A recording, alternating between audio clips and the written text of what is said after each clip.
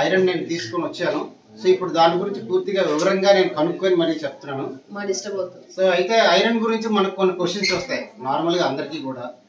మన శరీరంలో ఐరన్ ఎక్కడ ఎందుకు ఉపయోగపడుతుంది, సెకండ్ ఏ ఆహారంలో ఐరన్ దొరుకుతుంది, అయితే ఈ ఐరన్ వల్ల ఉపయోగాలు ఏంటి, ఎంత % ఐరన్ రోజుకి అవసరం అవుతుంది, అలాగే ఐరన్ లోపం వల్ల మన శరీరానికి వచ్చే రోగాలు ఏంటి, రుగ్మతలు ఏంటి, అలాగే అవి వచ్చేటప్పుడు మనకి ఏ సిమ్టమ్స్ చూపిస్తుంది, మనకి ఎలా తెలుస్తుంది ఐరన్ లోపం ఉందని, అట్లాగే ఐరన్ ని మనం తీసుకోలేకపోతే సప్లిమెంట్ గా ఏం తీసుకోవచ్చు. So these are the questions నేను వేసుకొని మీకు అందరికి. ఈ ఐరన్ అనేటువంటిది ఒక ముఖ్యమైన ఖనిజం. అంటే మనకి ఎట్లాగైతే బిల్డింగ్ లోని మనకి ఏదైనా పిల్లర్స్ గట్ట వేసినప్పుడు మెయిన్ ఐరన్ ఎట్లా ఉపయోగపడుతుందో మన శరీరంలో కూడా ఐరన్ ఉపయోగపడుతుంది. రైట్. అయితే ఇది ఏ రూపంలో అంటే హిమోగ్లోబిన్ అనే ప్రోటీన్ తయారీలో కీలక పాత్ర వహిస్తుంది. హిమోగ్లోబిన్ ఏం చేస్తుందంటే మన ఎర్ర రక్త కణాలకి ఆక్సిజన్ అందించి అవయవాలకు అన్నింటికి తరలించడంలో సహాయపడుతుంది. అట్లాగే మయోగ్లోబిన్ ఇది మన కండరాల్లో మనకు ఉపయోగపడుతుంది. దీనికి కూడా ఐరన్ అవసరమే. ఎనర్జీ శరీరంలో బయోకెమికల్ రియాక్షన్ లో భాగంగా శక్తి ఉత్పత్తి చేసే ఎంజైమ్లను ఉత్పత్తి చేయడంలో కూడా ఈ ఐరన్ సహాయపడుతుంది. అలాగే శరీర రోగ నిరోధక శక్తిని బలపరుస్తుంది. అట్లాగే అనేక ఎంజైమ్లలో భాగంగా పనిచేస్తుంది. ఇది మన మెటబాలిజంని మరియు ఇతర రసాయనిక ప్రక్రియలకి ఈ ఐరన్ చాలా అవసరము. సో ఐరన్ ఎక్కడ ఉపయోగపడుతుంది అంటే మనకు చాలా మందికి తెలియదు. అయితే మనకి ఐరన్ ఎక్కువగా మన శరీర భాగాల్లో ఎక్కడ ఎక్కువగా ఉంది, అయితే హిమోగ్లోబిన్ ఐరన్ ఉంటుంది రక్తంలోని, కండరాల్లో మయోగ్లోబిన్ ఉంటుంది ఇప్పుడు చెప్పాను, అలాగే కాలియము ఎముక మధ్య వంటి అవయవాల్లో ఫెరిటిన్ అనే రూపంలో ఈ ఐరన్ ఉంటుంది. అట్లాగే మజిల్స్ కండరాలు అంటే శ్వాస ప్రక్రియ రెస్పిరేషన్ అవసరమైన సైటోక్రోమ్స్ లో కూడా ఈ ఐరన్ ఉంటుంది. అలాగే చర్మ కణాలు మరియు ఇతర కణాల్లో చిన్న పరిమాణంలో అన్ని కోణాల్లో కూడా ఉంటుంది. ఇది శక్తి ఉత్పత్తి, డిఎన్ఏ సంశ్లేషణ మరియు కణాల అభివృద్ధికి అవసరం అవుతుంది. ఇది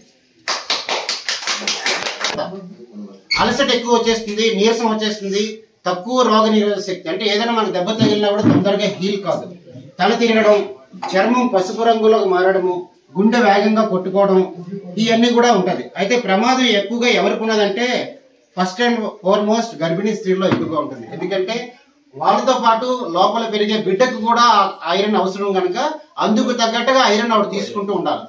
బై మిస్టేక్ తీసుకోలేకపోతే ఇవన్నీ వాళ్ళకి కనబడతాయి ఇదేదో ఒకటి.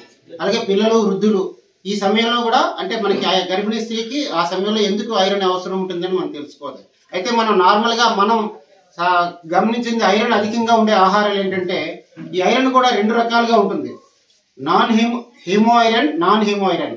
హీమో ఐరన్ అంటే మనకి మాంసం, చేపలు, చికెన్ ఇలాంటి జంతువుల ఆధారిత ఆహారాలు దొరుకుతుంది. అయితే ఇది సులభంగా శరీరంలో కలిసిపోతుంది. అయితే నాన్ హీమో ఐరన్ అంటే ఇది మొక్కల ఆధారిత ఆహారంలో ఉంటుంది. ఎగ్జాంపుల్ పాలకూర, గుమ్మడి గింజలు, మెంతి కూర, గుమ్మడి, అదే నువ్వులు, పప్పు, జొన్నలు శరీరాన్ని అయితే ఇది డైరెక్ట్ గా వెళ్ళదు. దీన్ని గ్రహించడానికి విటమిన్ సి కూడా అవసరం ఉంటుంది. అందుకని దీంతో పాటు కూడా విటమిన్ సి కూడా తీసుకుంటూ ఉంటాం. అయితే హిమోగ్లోబిన్ మన శరీరంలో ఎక్కడెక్కడ ఎలా ఉంటుందంటే హిమోగ్లోబిన్ అదే ఐరన్ హిమోగ్లోబిన్ లో 70%, మయోగ్లోబిన్ లో 10%, ఫెరిటిన్ అండ్ హెమోసిడిన్ లో 20% ఇవి ఉపయోగపడుతుంది. అయితే ఐరన్ జీర్ణశక్తి పెంచడం కోసం కొన్ని చిన్న చిట్కాలు ఏంటంటే ఐరన్ ఆహారంతో పాటు విటమిన్ సి కూడా ఎక్కువగా ఉండే ఆహారం తీసుకోవాలి. ఇప్పుడు చెప్పాను. ఫర్ ఎగ్జాంపుల్ నిమ్మరసం, మామిడి రసం ఇట్లాంటివన్నీ కూడా. ఖనిజ లవణాలు, పీచు సమృద్ధిగా ఉండే ఆహారాన్ని కూడా ఈ సమతుల్యం నిర్వహించడంలో ఐరన్ ఉపయోగపడుతుంది. అయితే మనకి పండ్లలో మనకి జనరల్ గా దొరికేది పండ్లలో ఐరన్ ఎక్కువగా ఉండే పండ్లు అంటే జామ, అంజీర్, దానిమ్మ, డేట్స్, మల్బరీస్, పపాయ. ఇవి కాకుండా ఇంకా కొంచెం తక్కువ ఫలంలో ఉండేది సీతాఫలం, ఆరెంజ్, రైజిన్స్, పుచ్చకాయ, అరటిపళ్ళు, బ్లాక్ బెర్రీస్. అయితే ఈ ఐరన్ తినేటప్పుడు ఎక్కువగా మనం ఫాలో అవ్వాలని చెప్పేది ఏంటంటే ఖాళీ కడుపుతో తినాలంటారు. మన కడుపు ఖాళీగా ఉన్నప్పుడే ఈ పండుగ తినాలండి.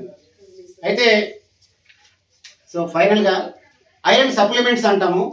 ఏదైనా ఎవరికైనా గర్భిణీ స్త్రీలకు కానీ పిల్లలకు కానీ వృద్ధులకు కానీ ఐరన్ తక్కువగా ఉన్నప్పుడు ఇవి ఈ సప్లిమెంట్స్ మనకి ఏంటంటే ఫెరిస్ ఐరన్ అని ఫెరిక్ ఐరన్ అని 2 రకాలుగా దొరుకుతాయి. కెమికల్